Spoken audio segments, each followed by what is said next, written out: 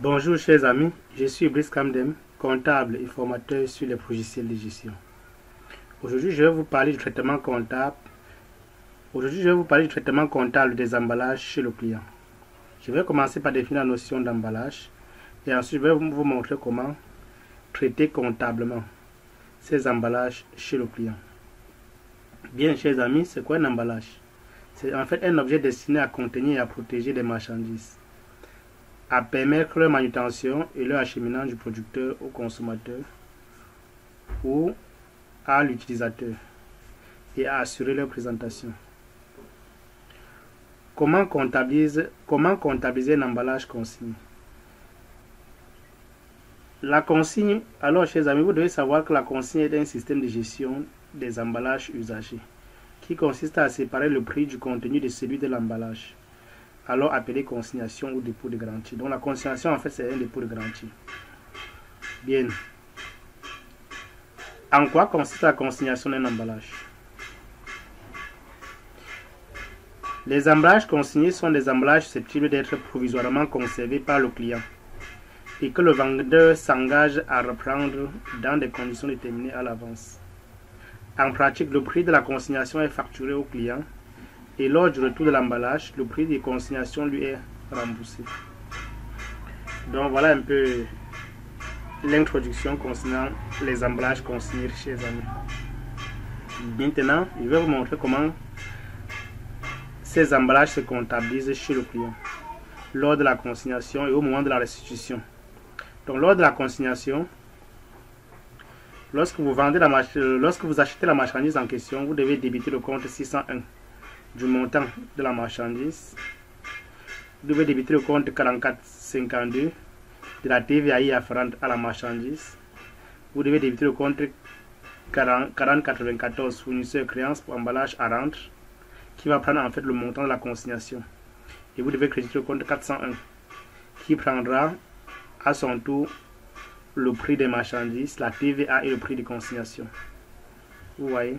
Donc voilà en fait l'écriture que vous passez lors de l'achat.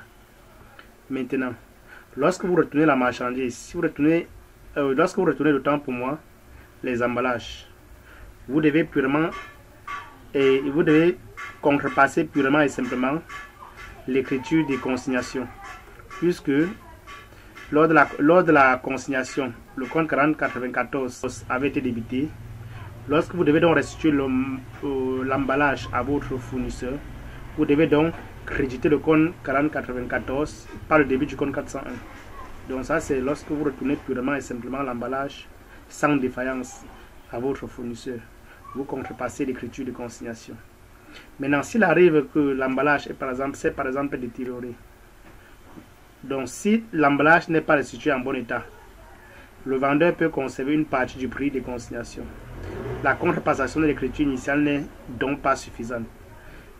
Dans ce cas, la portion conservée par le vendeur doit être inscrite au crédit du compte 60, doit être inscrite au débit du compte 6082, malice sur emballage, et assujetti à la TVA. Donc s'il arrive que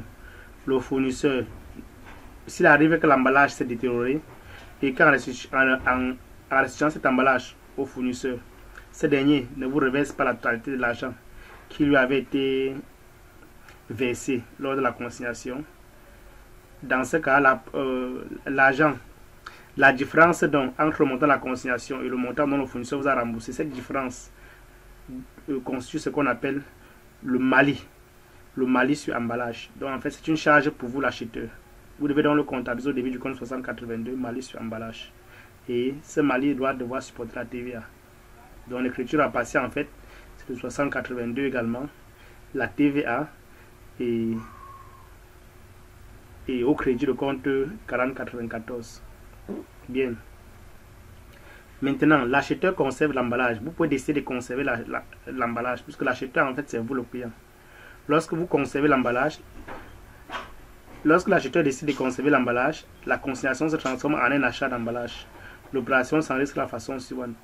Donc vous débitez le compte 602 du montant de l'emballage consigné, ou bien un compte de la classe 2. Vous débitez également le compte 4454, la TVA afférente à l'emballage, et vous créditez le compte 4094 du votre crédit au compte 94 du montant TTC, c'est-à-dire du montant de l'emballage de la TVA afférente. Donc voilà comment vous, en tant que client, vous comptabilisez l'emballage dans votre comptabilité. Merci. Abonnez-vous, chers amis.